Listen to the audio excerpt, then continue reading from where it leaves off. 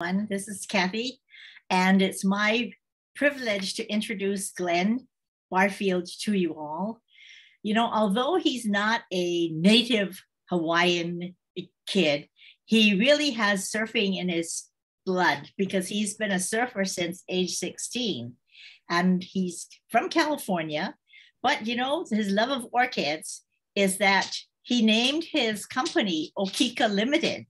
So although he is not local, he really is local in his heart. So he moved to the Big Island and he continued with his boutique nursery in Glenwood named Okika. And then he changed it to Orchid Nursery.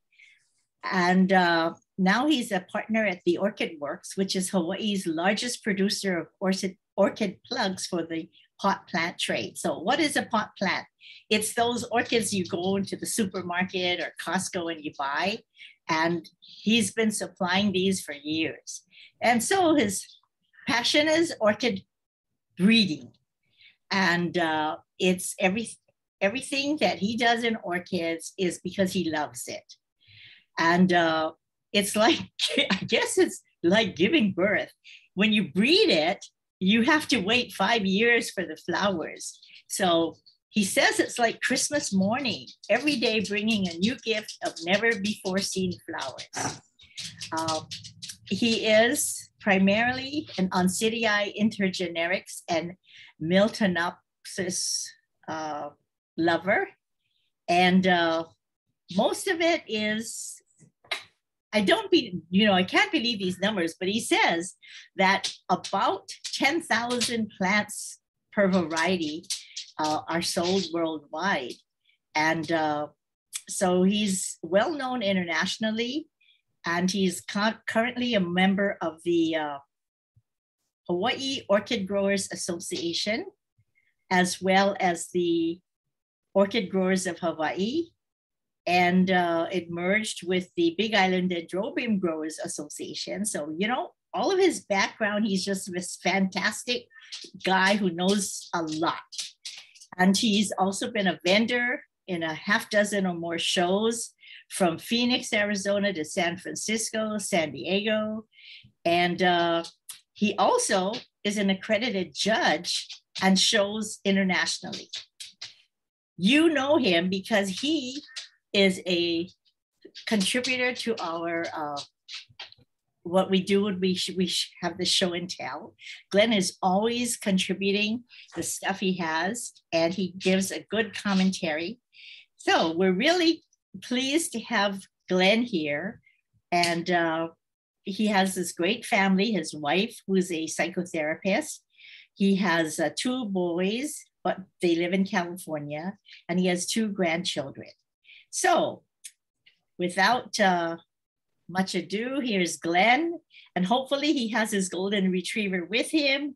So Glen, are you ready for your great talk about about growing Oncidiinae in a warmer climate like Oahu? Thank you very much. Thank you. So a couple of corrections there. I retired from the Orchid Works 6 years ago. And while we used to do typical runs of a particular plant of 10,000, and then we do that every year, sometimes twice a year. We sold those plants mostly in the United States, but some international sales as well. The golden retriever just left, just walked out the room. It's getting a little restless up here. I think there were a couple other things in there too, but I guess that'll do. It's pretty correct. You have a good picture of who I am.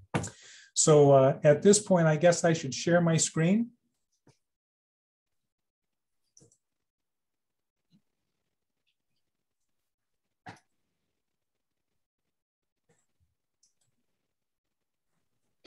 Okay.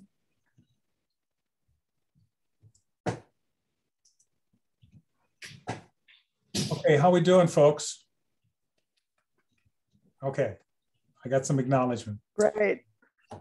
Okay, so What we're going to discuss here is how to choose warm growing Oncidiums, Oncidiinae, the whole group. And what warm growing means to me is something that's less than 90 degrees and has at least a 20-degree day-night difference.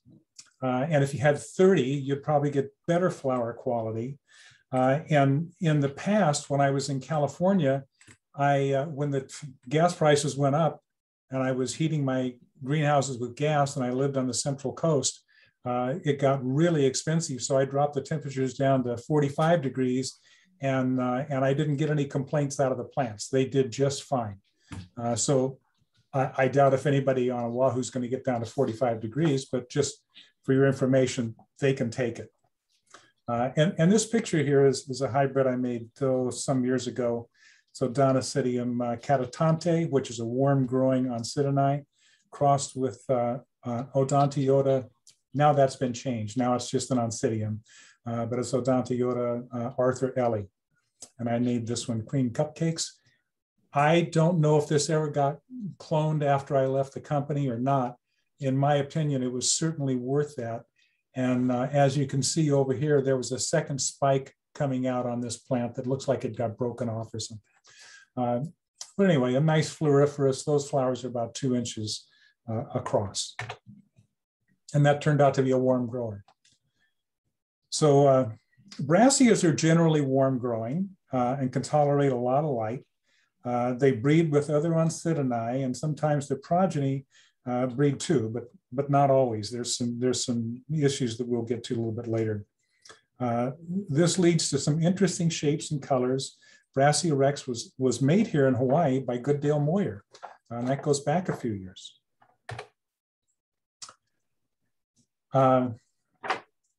If you take Miltonia moriana, which is a really dark purple, beautiful Miltonia, in fact, they're in bloom right now, and you cross that with another Miltonia, warm growing Cloicei, it makes a very simple hybrid called Bluntii. And Bluntii was used extensively in breeding. There's 31 F1 offsprings. And this is a natural hybrid. So this hybrid was floating around out in the forest in a hybrid swarm. But the cross has been remade by humans with superior clones. And as you can see, they get stunning results.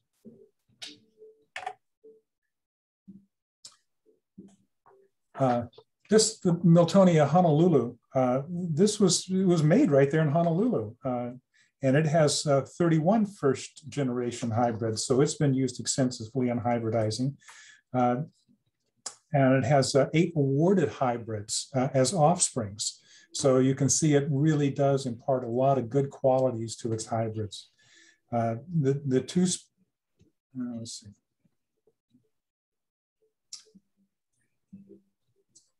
Now this plant is really tough as nails. It grows great at sea level. And I've seen it growing up at 4,000 feet, and it grows just as well. The colors are a little bit darker when the altitude gets higher and the nights get colder. And this was made by Milton Warren. Milton and his brother started a nursery in Nu'uanu after World War II, and it lasted until Milton's death in 2001. And he's renowned for his Cattleyas. And so I'm sure a lot of you older folks in the society and listening to this probably knew him, or at least bought plants from him. This is a hybrid also made with Miltonia moriana. And moriana is a dark purple flower. And this time it was crossed with a plant called wildwood, Oncidium wildwood, which is also a warm growing plant. It's made from Oncidium fuscatum, which is a warm growing Oncidium, crossed with tigrinum, which is 6 feet spikes and hundreds of flowers. And when you're breeding with spectabilis, you get very, very few flowers. And moriana was for a long time considered a subspecies, a variety of spectabilis. But when you're doing with the spectabilis, you get very, very few flowers on all the hybrids. That's a characteristic that everybody tries to avoid. And so they use the Moriana, which didn't have that characteristic. It gave you a lot of flowers in comparison to the regular spectabilis. And this was this crossmate. It had a lot of flowers, and I named it Goliath Spires because it literally, the spike came up and the flowers were pointing all the way around, and it was kind of in a spiral going up. It was, I thought, quite stunning. And we made a lot of those. Those things were around. So all of the things that I'm showing you, I think, are probably around in someone's collection, or might be still in some nurseries, because I left the company 6 years ago. I understand that they've cut way back on their plug production and are now doing a lot of species and bulbophyllums and other things other than Oncidiinae. And Mr. McCulley, who now breeds orchids in Kaumana on the Big Island, made this hybrid. Miltonia moriana again, that same plant, very warmth tolerant. And here it's crossed with an Odontiota, now called an Oncidium, Alouette. And this grew and flowered better at lower elevations than it did up at my nursery at 2,300 feet. This was given an award growing up here. And when we grew it down at sea level, I think it did even better. And you can see all that purple color in there from the Moriana. Now let's switch over to, now we've got a sort of an overview of the Miltonias and how you get nice bright colors and warmth tolerant and some interesting, but mostly kind of the same shapes and presentations. And so now we get into Aspasia. An Aspasia tight genes is made from Aspasia psittacina and Epidendroides. And these are genetically very, very similar. And I made this cross. And when I made the cross, I said, well, I'll just kind of play with the name here. And so I made it tight genes, thinking tight genetics, but I spelled it with a J, so, which is more contemporary to what we talk about when we talk about tight genes. And so I use this to warm up plants. Both of these species come from the eastern side of the mountains in Costa Rica. And they get really nice wet periods where they do all their growing, and then they get dry periods where they just get a little bit of dew on them on a regular basis. But they take well to the heat. And so I crossed that with this Oncidium Angel Island. And I wasn't the first guy to come up with this idea. Aspasia breeding has been around since, I think back in the 60s. I think Moyer was the first one to start using Aspasia in these kind of breeding. Only he wasn't doing it with these big odons. He was doing it with other Oncidium species. So when I made that cross, tight genes by Angel Island, I came up with this. Now these flowers are the same size as that previous one, the same size. They're very colorful, but these grow down at sea level, and that odont will not do anything down at sea level. It will just die over a period of 2 years down there.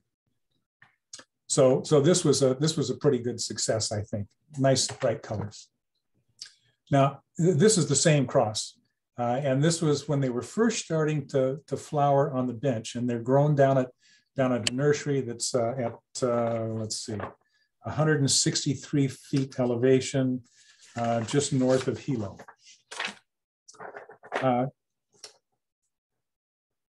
This was I got my notes here. There's some glitches with trying to do with your notes on the screen.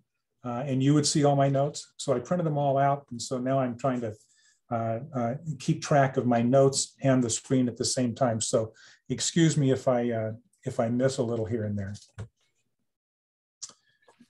Okay, Angel Baby. This was the first to bloom out of flask. This plant was about a year out of flask with 2 spikes on it. which is absolutely phenomenal. When they were talking about it takes 5 years to get these hybrids. Well, when I started breeding Oncidiums, that was true. But over the years, we just keep selecting things that grow really fast, really well. And so now, on average, when I quit breeding and when I quit looking at my progeny, they were about 2.5 years from the time I set the pod until I was actually starting to see a few flowers in the cross. So it's gotten a lot faster. So these had 3.5-inch flowers, about 15 of them, about double, and on double spikes. And like I said, this was a year and a few months out of flask.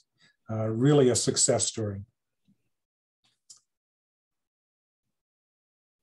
And these were originally, and if you run across anything that has a label that says Largenara, Largerara,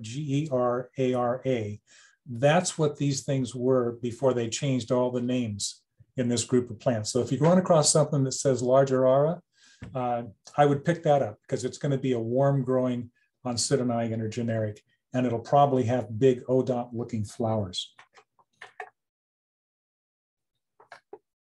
This is a second generation of these. Most of the time, when you make those crosses with the aspasias, they're diploids, which means they have 2N, which is 2 sets of chromosomes.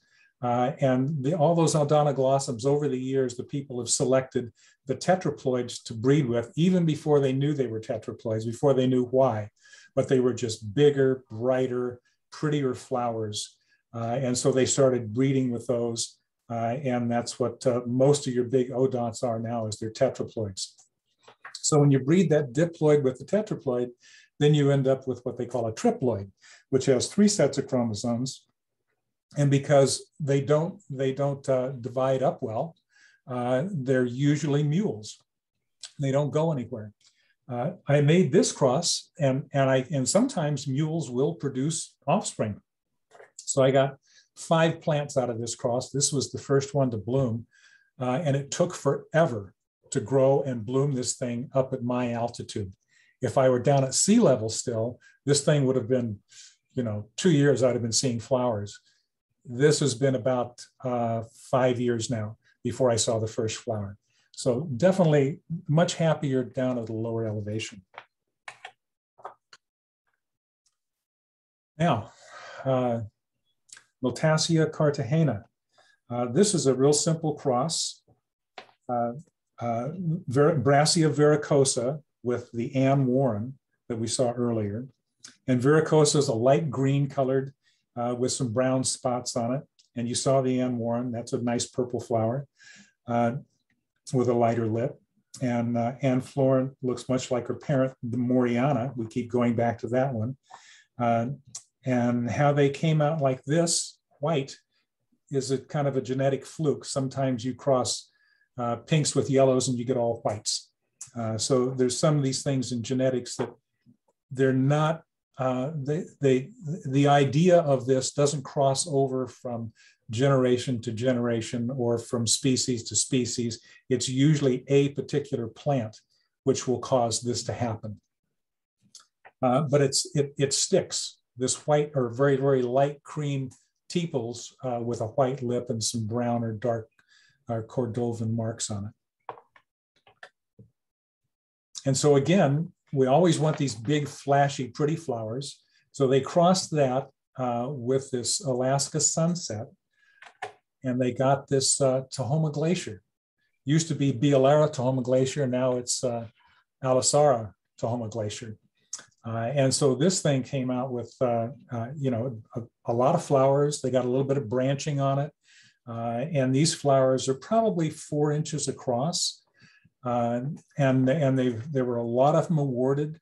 You see them around, they're warmth tolerant. Just about anybody can grow them. So they made a big splash back in the 80s and 90s. And I think we cloned several in the 2000s. So there's a lot of these plants out there, and I would pick one of these up if you run across it somewhere.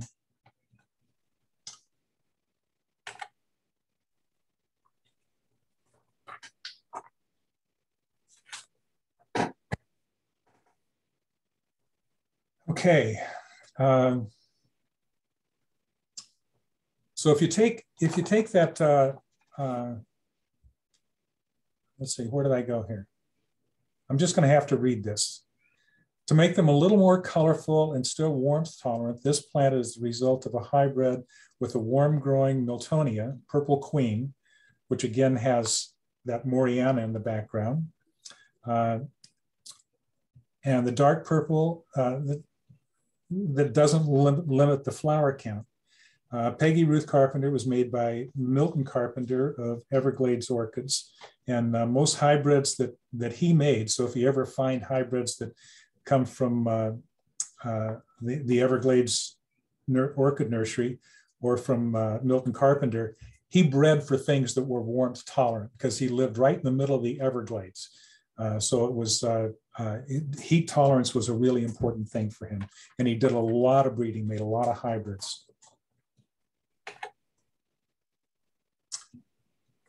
So Tropic Splendor.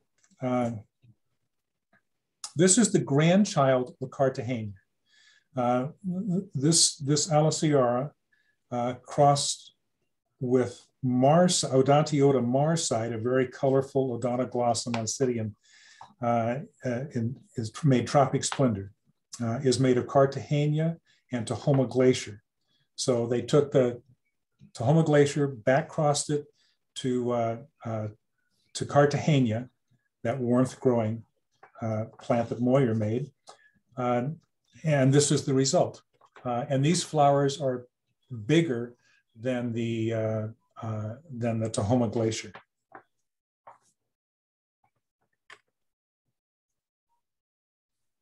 So Tropic Tom, everything nice. This is Tropic Tom. Is the grandchild of Cartagena. And this Aliciaria is Tropic Splendor crossed with Marside. I think I got lost in my notes here. Sorry about that. But anyway, very pretty, all in the same line of breeding. Here's another one. This is Pacific Treasures. And this was crossed with taking Tropic Splendor to an Odontoglossum aloette. Makes another colorful Aliciara. And this is made by Mr. McCulley in Calmana. Pacific Truffles, I think he made this one too. And this again is Cartagena influenced and gives that warmth tolerant and star-shaped flowers and big flowers. These things are pretty big and very colorful and bright. And this is a first bloom seedling. So you can see that on a first bloom seedling, you get plenty of flowers. Okay, Brassia Spider Gold. Now another way to get into the warmth tolerance is with the Brassias. Now I just put this picture in there because I like the picture, and it shows you what my greenhouse looks like too. And that was a species that I got off of the plant table. Came from Gold State Orchids. And it was, it was a little teeny plant, a bulb and a growth. So the things that you get off the plant table that are really small can turn into monsters. And this one is, let's see, Brachiata. This picture was taken 2 years ago. And so this plant right now is about twice the size that it was in this picture. And I'm going to grow it until this summer. Next summer, when I'll bloom it out, and then I'll chop it up into a bunch of pieces and give it away. And other people can do the same thing if they're patient. So if you take a Brassia and you cross it with some, and this is now Oncidium cirrosum, but it is clearly a cool grower. It grows better up in Volcano at 4,000 feet than it does for me at 2,300. But I managed to keep them alive here, and they bloom okay. But it's a real cirrhose. Looks like octopus tentacles on it, and it has a few spots. And crossed with that Brassia, the spots just went everywhere, and it had this real pixie-like dancing flowers. And I thought it was just the cat's meow. but it wasn't good enough to clone. It was slow. It was slow growing. But you might find other things out there like this one, Kafka-esque twisted sister. And this we did put in the lab, although it didn't come back while I was still working there, but there may be plants out there somewhere. And this was a fast grower. Second bloom, it's putting out double spikes, or second growth, it's putting out double spikes like this. A very interesting flower, unlike most of the other stuff you see. Had a very light, dancey look to it. And warm solid. Here's Brassidostelle. These names, after doing this for 40 some odd years, they changed all the names about 5 years ago, and I'm still having difficulty, pronouncing some of these new names. So have patience with me, please. Gilded Tower is one of the preceding. Now, this is made from gilded urchin, and I said earlier that sometimes they don't breed those Brasidiums. They don't breed on. And the reason for that is Brassias have a chromosome count of 60, and most of the Oncidiums are at 56. So when you put the two together, you're going to get probably a 58 chromosome, or you might get any kind of odd number between 60 and 56. And so most of the time, those don't breed. But this one plant does breed very well, which is gilded urchin. And it looks like this, only it's got bigger flowers and a 4-foot spike, and it's a gorgeous thing in and of itself. And there's a lot of that out there. You'll see that from time to time at any show.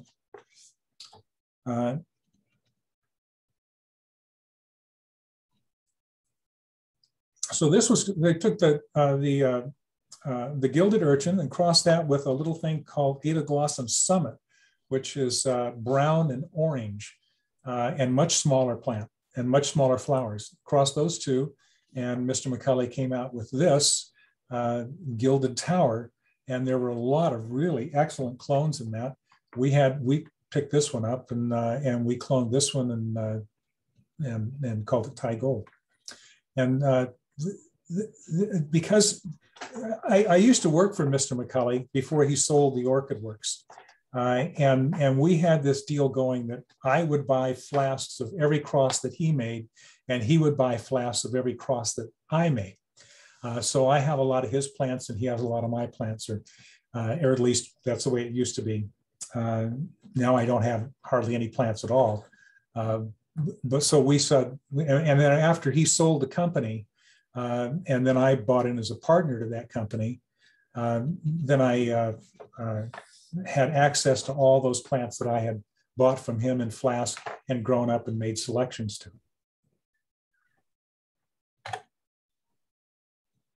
Here's one that I thought was just a dynamite plant. This is called Phoenix Rising. I named it. We don't know who made the cross, but I really like the plant, and it double spikes, puts out an abundance of flowers. This is, I think, a 5.5-inch pot. And you can see how it produces. I mean, it's a fantastic plant. And we cloned that a lot of times. So there should be plants out there. And it's a bulletproof plant. It does much better down at lower elevations, although I can keep it alive up here, but it doesn't flower like that. It flowers like that when you grow it down in the low elevations.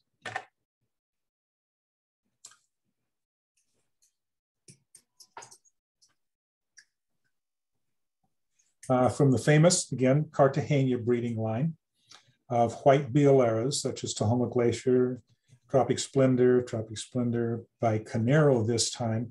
Now, this is Tropic Splendor crossed with a big, dark red Canero, Odont. And it makes an improvement that you might not see on this picture because these flowers are pushing 5 inches, really big flowers.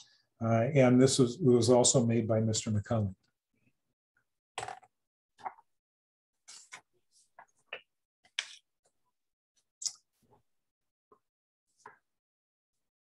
Oops. Pluto's Drummer. It's a warm growing Miltonia, Cloicei, Spectabilis, Candida, and Brassia Druidiana, and Verrucosa. So it has all of the things that we've talked about into this. And then he crossed it with a cool growing, brightly colored Odontoglossum, and we came up with this, which is a very brightly colored, beautiful pink flower. It gets about 12, 13 flowers. These flowers are about 3.5 inches, and it grows better in warm conditions than it does in cool conditions. And a guy named Helmut Rural in La Jolla, California, made this in 2001.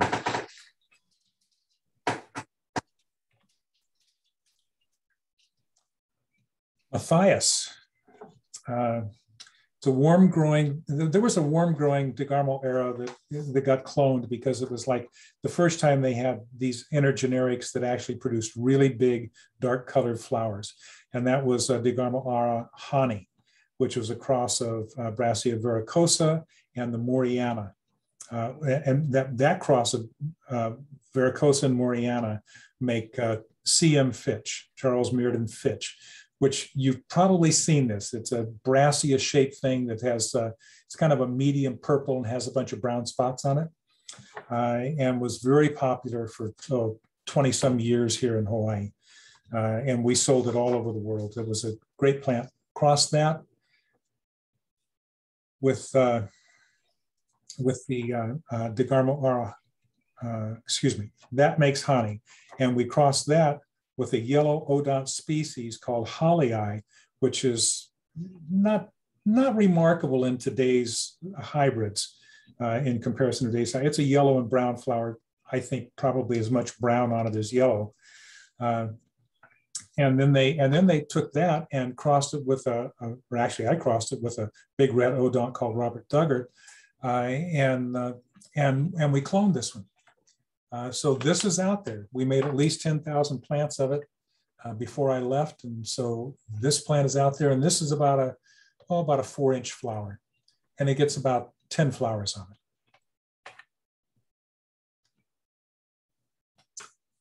it. Tropic Tom, paleface. These are, again, very large flowers, over 4 inches. This is a first bloom seedling. And these can be grown in Volcano or downtown Honolulu. Now, Oncidium fuscatum. Fuscatum, when you look this up, you know, it says it's cool that it grows from 5,000 feet roughly down to about 3,000 feet. And excuse my capitalizing fuscatum, that should be a lowercase, it's a species. But these programs now, if you put a period in and then you start something, it automatically capitalizes it. And I didn't see that, so sorry about that. It is a species. And it's used extensively in hybridizing because it's warmth tolerant, really easy to grow. In fact, I grew this species up here and down at sea level.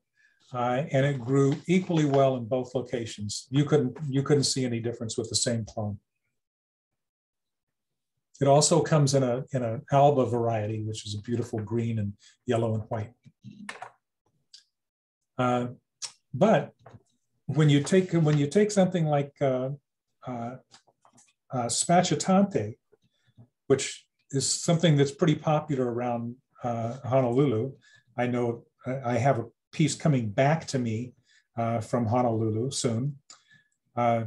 Spachitante, and you cross that with Wildcat, which is another wildly popular. We sold tons of those, and everybody cloned those. And it was in the background. The fuscatum was in the background of these, and this is it's a bulletproof plant. It double spikes almost all the time and grows really well. The only thing that difference is when it grows down at a lower elevation, the color isn't quite as bright as this. When you bring it up where it has cooler nights, then the colors tend to get a little brighter. But this is a good one. If you come across something that says Catatante, without a doubt, pick it up. It's an easy grower and it'll give you a lot of flowers, blooms a couple times a year. Oncidium irene, which is a Fuscatum hybrid. And this is, let's see, Fuscatum is crossed with Hastalabium, which is a really tall plant. It's about a 4-foot spike and about a 3.5-inch flower, and it's very stellate, star-shaped. And you put those two together, and then you get this, what they call hybrid vigor. Makes it much easier to grow. And these would put out 3-foot spikes. Sometimes it would double spike, but just on a single spike was, as far as I'm concerned, plenty good enough. We cloned this for years. So there's plants of this around. I doubt if they're still cloning it, but we tried to, over the years, we tried to bring things down from this 3-foot spike height down to a 2-foot spike height. Mostly so people could get them in a box and ship them out to wherever they were going. And this is fragrant. And it's also my grandmother's name. Pacific Paranoia. I was the lucky guy who got to name all of these things. And so, you know, at some point you run out of names, you know, after 100 or so of these things, you start running out of names. So what I did to sort of brand all the plants that the orchid work was selling is I put Pacific in front of everything. And so if you ever see anything that says Pacific this or Pacific that, it came out of the orchid works. And this is a little different line of breeding. This was Miltonia Honolulu, highly colorful Miltonia. We talked about that and showed a picture of it earlier. Crossed with a Rhynchostelli bictinense, which used to be Odontoglossum bictinense. The Honolulu was a really warm grower. The bictinense comes from altitudes of 5,900 feet to 10,000 feet. But it grows, you know, even though these things come from some of these places, they really grow well at sea level. And bictinense, I've grown it at sea level, and I've grown it up here at 2,300 feet, and it does equally well in both places.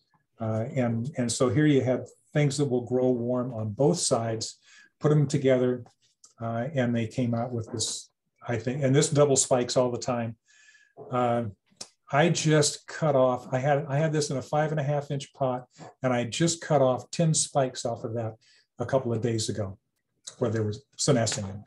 So it can make a beautiful specimen plant in nothing flat. Because everything is double leads. So the first plant you get has 2 bulbs in it. Well, the next one's going to have 4, and the next one's going to have 8. And if they double spike, you can see how many spikes you're going to get out of a plant pretty quick.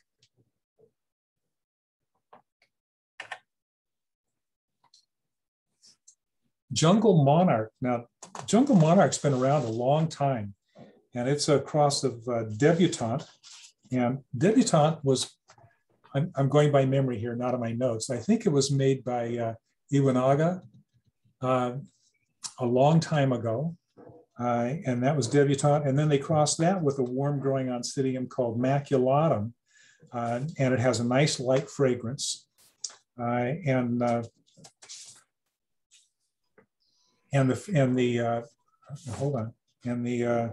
Debutante is a cross of Fuscatum bicarniferum. And they're both on the warm side. They'll grow cool or warm. And Maculatum is a warm growing Oncidium from Mexico. And the hybridizer on, I take that back. It wasn't even, this is an unknown hybridizer. And I can't remember who named it. Probably Milton Warren registered it and named it. But it's a lovely thing. Again, it's a kind of a big spike. It's about a 3.5, 4-foot spike on that one.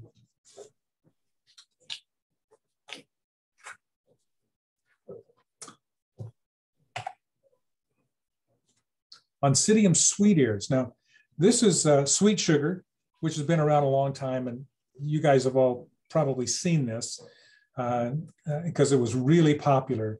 It was like, it had a pretty short spike on it, had bright yellow flowers, and that was crossed with a thing called cloud ears, which is sort of like those brown Oncidiums that had the big Mickey Mouse ears on them. And it increased the size of the petals, It was very floriferous. Of course, both of the parents had a lot of branching spikes and a lot of flowers on them. We patented this plant. We thought we were going to make a real big splash with it. Turns out it was probably a waste of our money, and it didn't seem to improve the sales or anything. But this grows much better in a warm condition than it does up at my place. They limp along here down at sea level. They grow like weeds.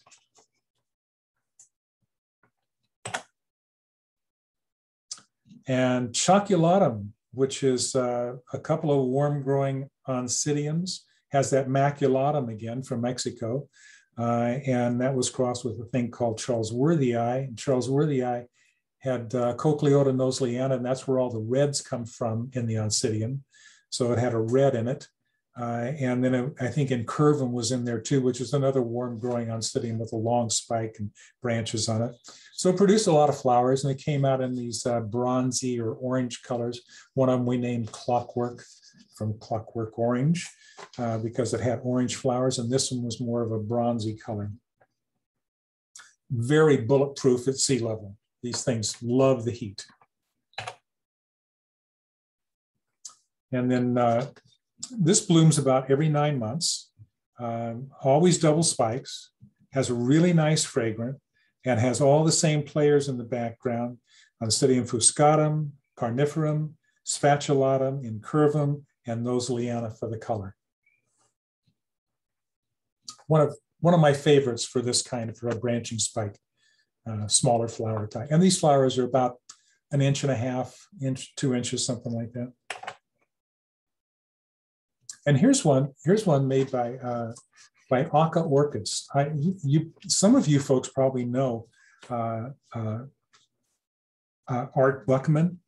Art Buckman is an orchidist, used to work for the government. He's been an orchidist for a long time, did a lot of crosses with Sherry Baby, trying to get the spots out of the leaves and make the bigger, prettier flower and still retain the fragrance and clean foliage. And this was one that I think was an absolute success.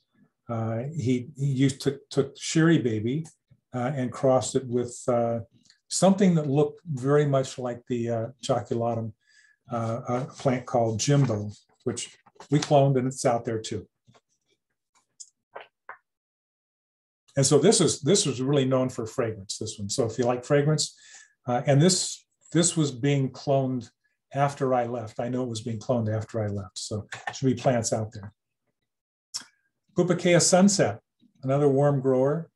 This was originally made, I think, by Doug DeMoss in Nu'uanu. And I think he was a partner with Milton Warren there in Nu'uanu. So for all you Honolulu people, you probably know this guy. He's probably been at your meetings or comes to your shows. He made this, and it was a cross between a really small flowered thing called Chirophorum, which is a bright yellow, and Fuscatum. And it got the Fuscatum kind of branching spikes, and the general overall color patterns came out like Fuscatum, only it's a smaller plant. Everything about it's kind of miniaturized. These things probably 2-foot spikes, maybe 18-inch spikes, with tons of flowers. And then Roy Tokunaga took that and crossed it back to Fuscatum, because Fuscatum is such a great parent. And he came up with Hawaiian Sunset. And this is one we chose out of a couple of compots I think I bought from Roy. And we picked this one out and we cloned this one. That's the reason Roy doesn't do this anymore. People that buy a compot, pick out a plant and clone it. And he was out of business in the Oncidium. So he doesn't do them anymore.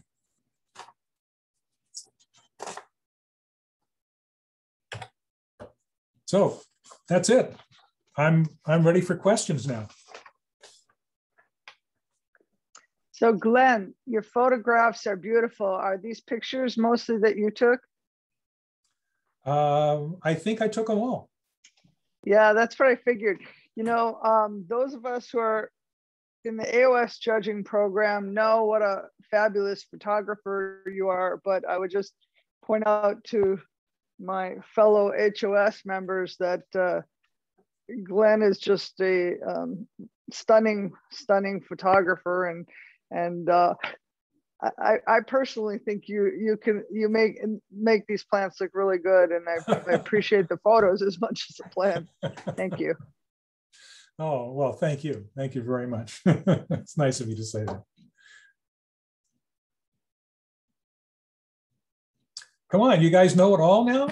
I didn't make anybody curious about anything? Glen, I have a question. I always wondered what caused the spots in the Sherry Baby leaves. Do you know what species that's from? I tried to look it up, but I didn't get anywhere. Well, I don't think it comes from the species as much as it just comes from the hybrid.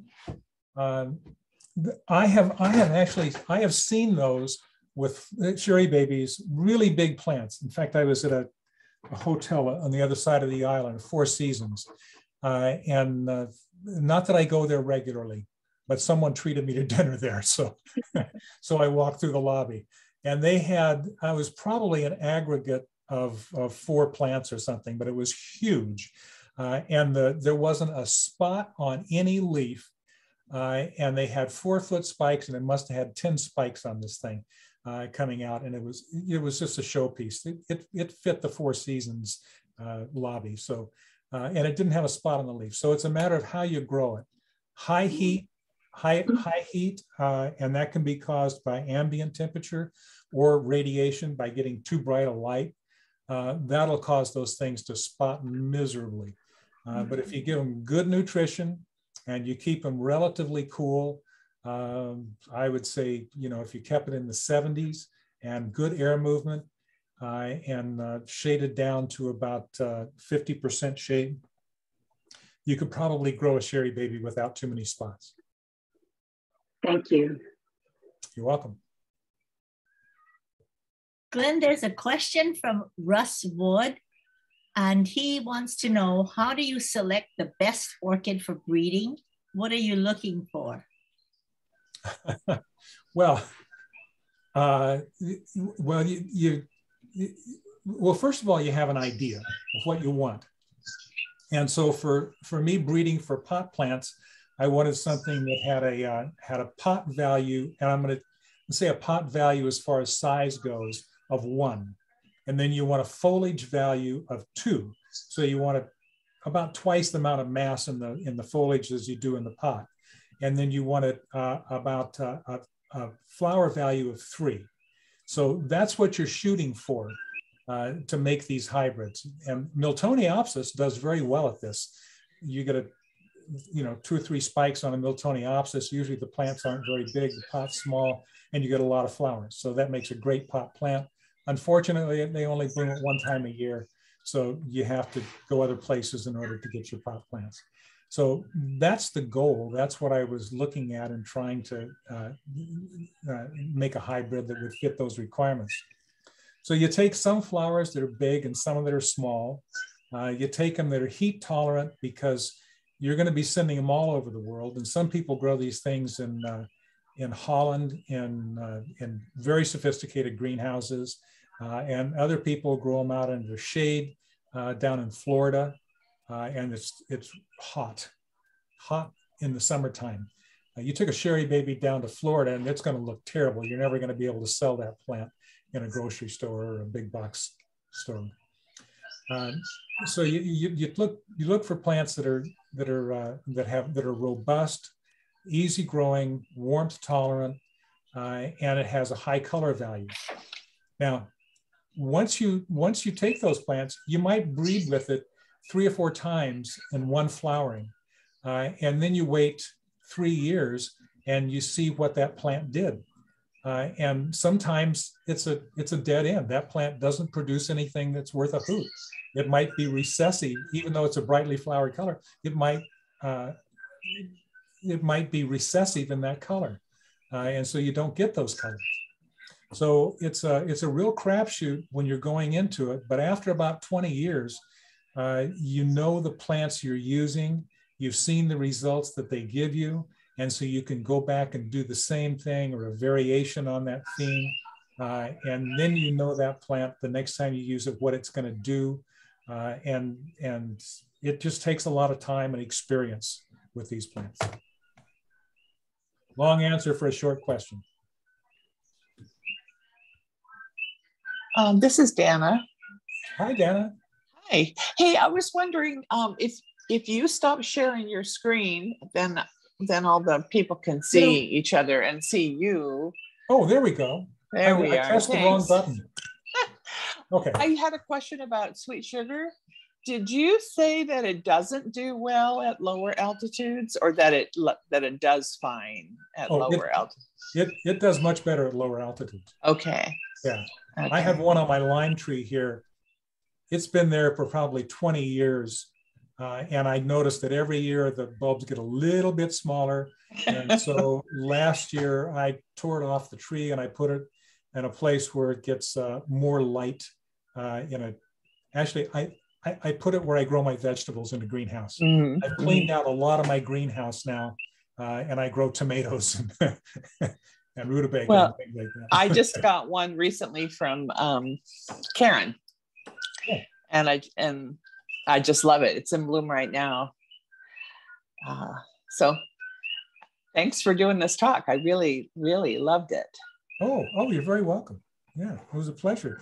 We'll have to have you come, since you just live down the road here. Have to have you come in, do one for the Gila Orchid Society too. Well, when I was asked about this talk, I looked through my presentations and I had warm growing Oncidian. And I said, sure, I'll just use that. And then I went in and I started going through it and I realized, well, it was a talk that I created for selling orchids to commercial orchid growers in Florida, which was a little bit different talk when you're talking to hobbyists and you're talking to commercial guys. So essentially I scratched that and started all over again. And built this one. Yeah. So Glenn, speaking of hobbyists, do you have any advice for us hobbyists out here, how to rebloom some of these nice Oncidiinae that we're picking up at shows? I know it's been a couple years since we had shows, but Sheldon would bring wonderful Oncidiinae up here, and there's quite a few up here, but do you have any tips on how to grow them? It's like you water regularly, you fertilize regularly, and you keep them in the right amount of shade, which for most of the Oncidians, about a 50% shade, 50% light will do just fine. Some of the things that you might buy at a show may not be tolerant to the kind of heat that you get, let's say in Waianae. I remember years ago, I was out there, and this is I think before I even moved to Hawaii, and I saw this Volsteckiara, I don't remember the name of it now, but anyway, it's a really nice red Volsteckiara, and it was made by a guy in Devon, England, and then produced in Holland, and all the culture was in super controlled greenhouses. And here it was out on a bench at Richard's place. And I said, well, that isn't going to last. And I bet you it didn't last more than 2 weeks before it keeled over. So, there's some things that you're just not going to be able to get away with. What I tried to show you here are plants that you can grow, and probably even some of them in Waianae. If you get them shaded down enough and you get enough air movement, so that the radiant temperature doesn't build up on it and it gets too hot. If they get too hot, they just stop growing. So they just sit there and do nothing. And that's probably the reason they don't reflower. But if you just give them the right amount of light, temperature, and fertilizer, and Oncidiums don't like to dry out. Cattleyas, Vandas, all that kind of stuff. You could let them dry out a little bit for 2 or 3 days and not an issue. Well, I water up here where I am, even when it's raining a lot, and it has been raining a lot here for the last month. And I still water twice a week, and I flood my plants. One of the things about watering in any of your orchids, if they're in pots, is you water them until the water's running out at the bottom. You should have about a 10% of what you put into the pot come out the bottom. That cleans out some of the old salt so you don't get salt buildup. And that works. Glenn, I have a question for you regarding an Oncidium that I grow. It's Oncidium fimatocilum. Do you have any comments about that one? Nope. I tell you the truth, I don't even remember what it is anymore. It's fimatocilum brasiliensis, used to be called. No, I don't remember that plant. I remember the name, but I don't remember the plant. It's like a genus by itself, but now it's within Oncidium. But it has those little curly petals, like what you were showing in the picture. And its spike is as tall as 4 feet. Yeah. Oh, all of a sudden that's coming back to me. Yes. It had little twists on the ends of the petals. Fimatocilum. Yes, I remember that plant. And as I recall, I tried to use it and I don't think I ever got anything out of it. I don't think I ever made any hybrids with it, but I do remember it now. That's probably the reason I don't remember much about it, because it didn't work.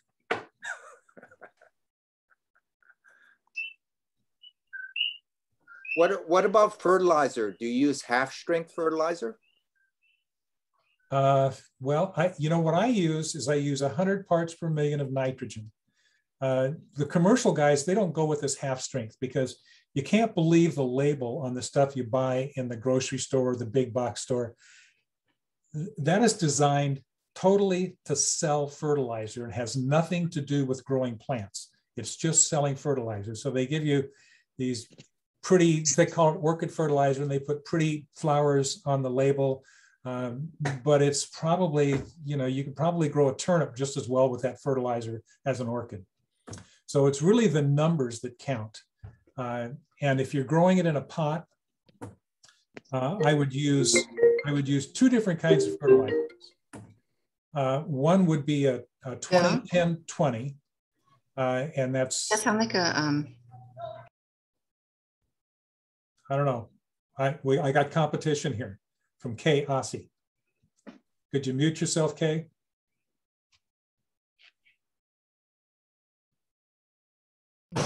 Okay. I get, can you all still hear me?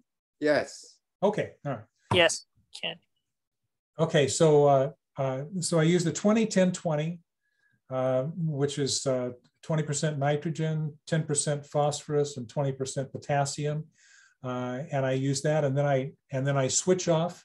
The next watering would be with a 15-5-15, and that's 15%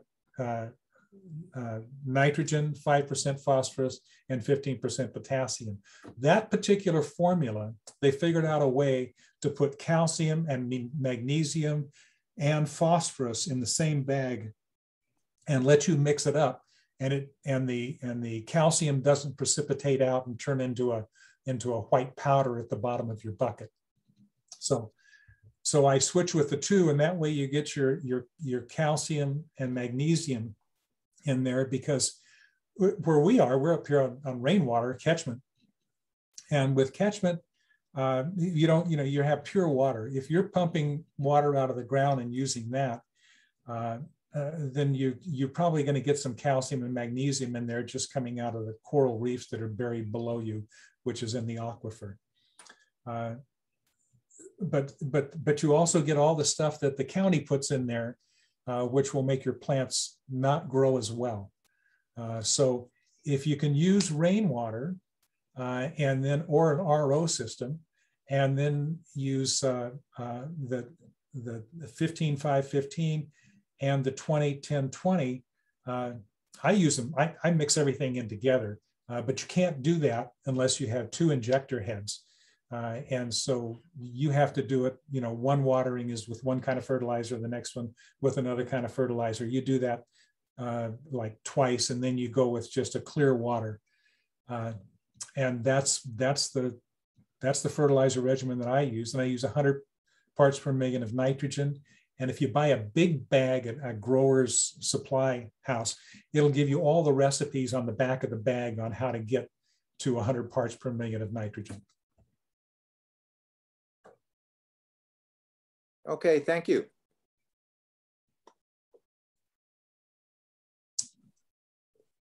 Glenn. Hey, sorry. Sorry. Oh no, you can go first, whoever. Yeah. Hi, this is Doug Miller. Doug. Glenn, I find my Oncidium sweet sugar grows really well bare root and warm temperatures and seems almost bulletproof. Is there anything else out there which grows well bare root with the Oncidium generics? Well, I would say, let me look at my list here.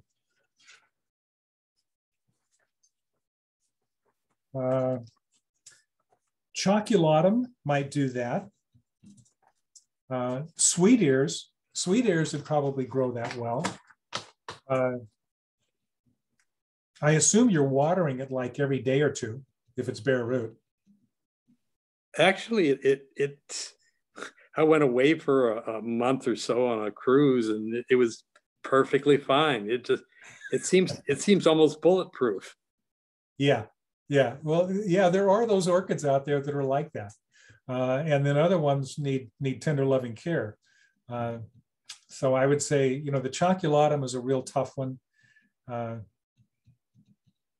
I'd stick with what you have, and again, while I might be considered an authority, it's like I would just try everything out. I only got to be an authority on a certain amount on a very small little section of Orchidaceae. And it's because I tried everything and I just kept trying new stuff over and over. And I listened to a lot of really old people that have been doing this for a long time before me. And so if you can latch on to people that have been doing it for a while and ask for their experience, that might be helpful.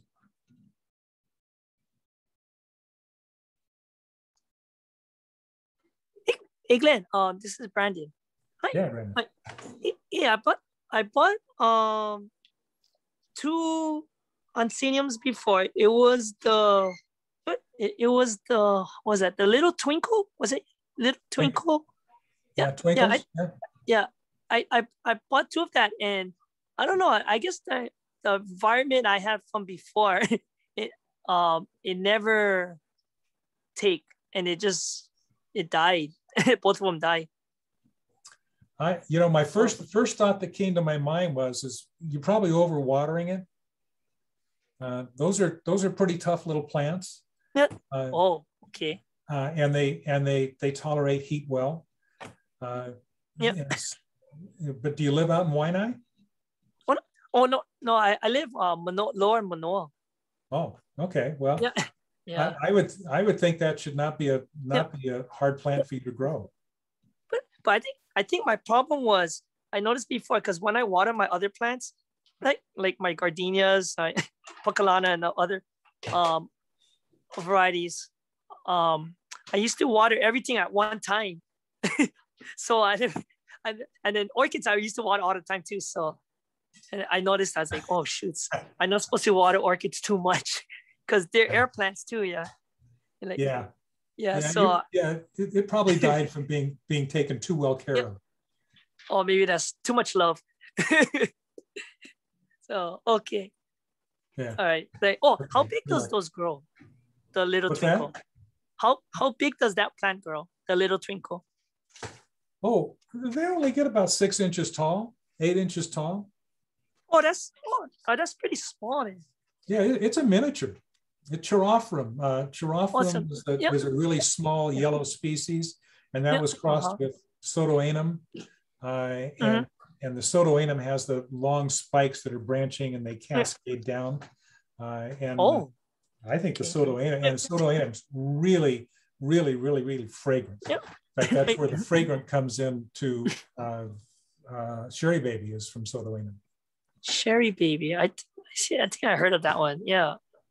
Yeah, you might be a little bit young for that. Oh, maybe not. Okay. It's a really. I think I heard of that one. I'm not sure if it's. I saw it, but is it a very old plant? It was really popular back in the 90s and the early 2000s. Okay, I'm 38, so Oh. well, yeah, 38. Yeah, so I'm my age. Yeah, so okay, and then the other oncidiums, what kind of environmental do they like? Can it take like partial sun without the shade cloth, or no, kind of full sun cannot do it. So which one are we talking about now? Or just in general, in the oncidiums, just in general, or they all different? Oh, well, you know, I grew them all under, I think I had 60% shade, so it was 40% light. Yep. And on the nice hot sunny days in July, it would be about, you know, about 4,000 foot candles of light. Yep. Oh, okay. There. Okay, so all depends then, yeah. Yeah, but you got to use shade cloth. You know, they heat up. They heat up. If you had shade that's moving across it from a tree, something like that. If it gets noontime sun, it's going to overheat. Probably burn the leaves. Okay. Oh, because the leaves are more fine, yeah, more fragile. Yeah, yeah. Most of the oncidiums are. They will burn their leaves where the leaves come up and they arc over. Right there at the top there, they'll burn. Oh, okay. Mm-hmm. Thanks a lot. Yep, you're welcome.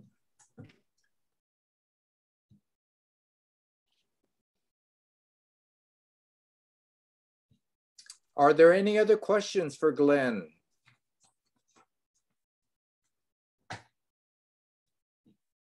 We really want to thank you for your fine presentation. It's always good to hear about all of the different orchids that we might be able to grow here. We don't have access to as many as the ones you had described, but certainly there are commonalities with the warm growing Oncidium alliance plants that we can try. And I agree with you in that you just have to try it and then see if it does grow in your area and find which ones do best, and maybe focus on those, look up the parentage and see why things are working so well or not. So thank you. Yeah, I have one thing to say about looking up information. If you don't have Orchid Whiz and you're a serious orchidist, you are missing out on a wealth of information. Even though I don't breed anymore, I haven't sent a pod into a lab in 5 years. But I still daily am into Orchid Whiz a couple of times a day. And in putting together a talk, I bet you I spent more time in Orchid Whiz researching these things that I'd forgotten about over the last 6 years. And so it's a wonderful program. A few $100, it's well worth it. And you'll keep a lot of plants alive. You'll probably make your money back in just keeping your plants alive by doing a little research in there. So for our new members or those who are not familiar with Orchid Whiz, it's a software program that you can purchase to be used on Windows, laptops, and PCs. And it's really like a database of various orchid hybrids, registered plants, and all of the crosses. And it shows some pictures. And what he's referring to is that you can look up an orchid by name and learn about its parentage. Where does that orchid come from? And from its parents, you can figure out some traits or characteristics that might be more favorable or less favorable. A lot of times when I look things up, I'm looking for, when does it bloom? Does it bloom all year long, or does it bloom only in the fall or the spring or whatever? And also I look up rain patterns. Does it grow in places that have more rain, like a monsoon, followed by a dry period? Because a lot of times the dry period needs to be adhered to in order to get the plant to go dormant and then grow again in the spring or whatever the growing season is.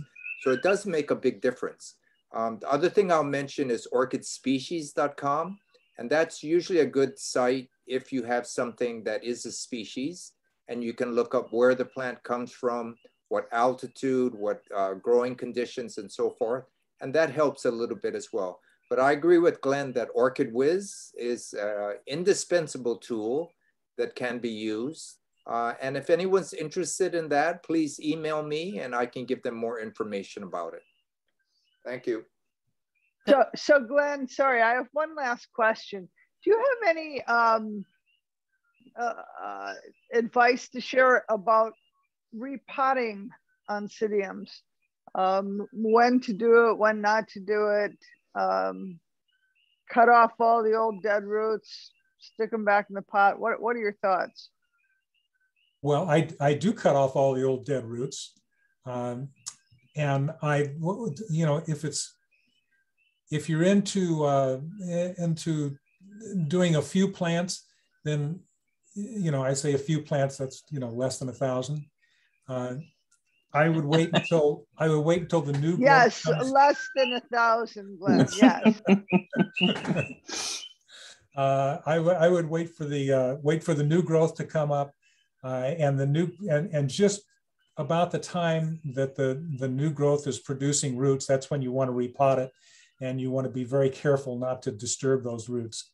It's just like a cattleya or anything else. You want to catch it when the roots are just starting to emerge, and then that new growth will take right off and go.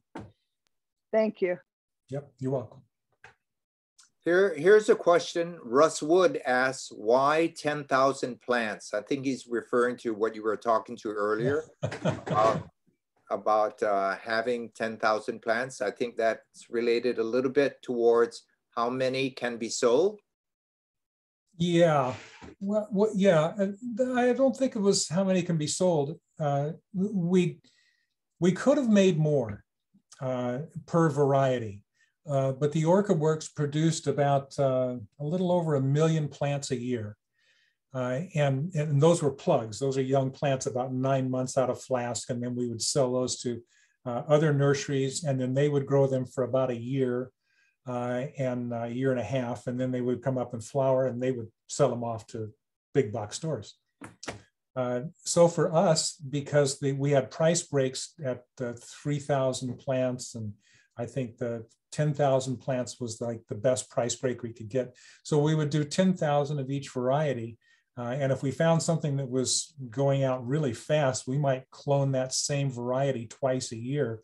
So we could have 20,000 plants a year, but they wouldn't all have to be sold at that one particular time. We could spread it out a little bit more. But it was just an economic thing. That's where we got our best price break. Okay, are there any other questions for Glenn?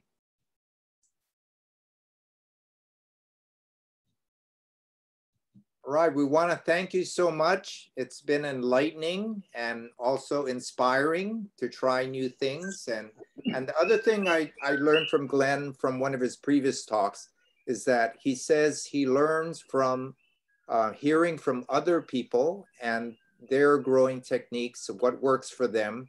And so we can always share ideas. So for everyone, please be open to sharing your successes as well as anything else that isn't working. And then we can gain from that. So thank you again, Glenn. Y'all are very welcome.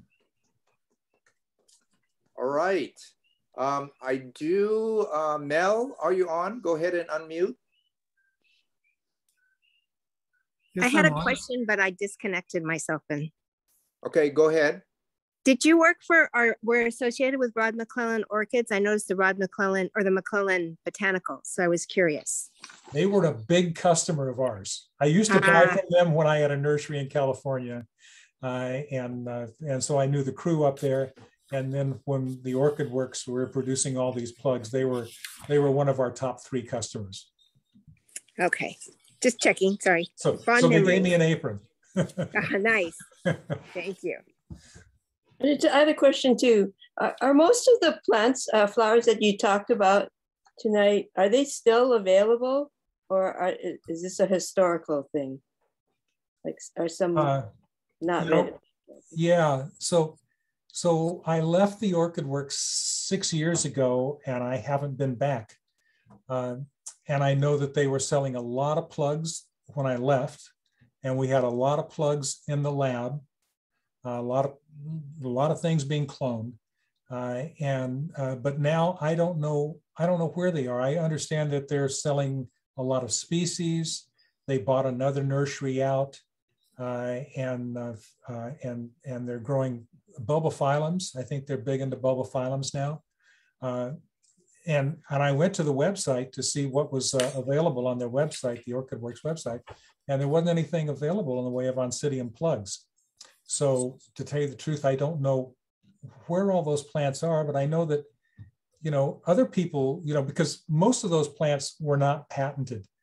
So other people, if they're going to, they want to clone them, they can do that.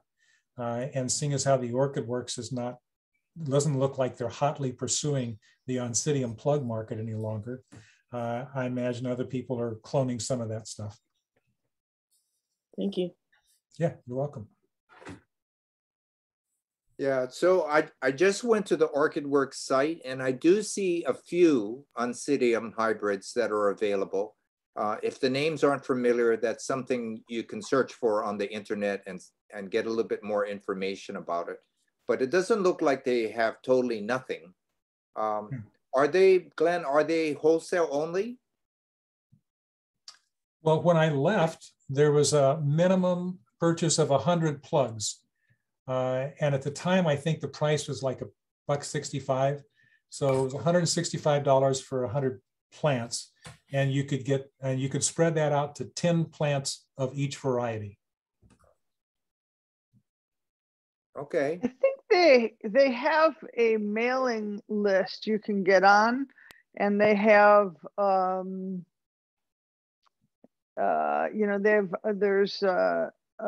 they send out a mailing list, Tantalizing Tuesday and Wish List Wednesday, and it's small amounts. I don't think that the mailing list offerings are necessarily all their offerings, but it could be like their odds and ends or something, because I've ordered a few things from them more recently than Glenn was there, but I do think that that's available. I know Eddie's ordered from them too. And Randy Tajima is the one who told me about it. So I do think, but not on those commercial levels that Glenn was talking about. Okay. All right. Well, thank you, Glenn. We really enjoyed it. Mel, can you unmute?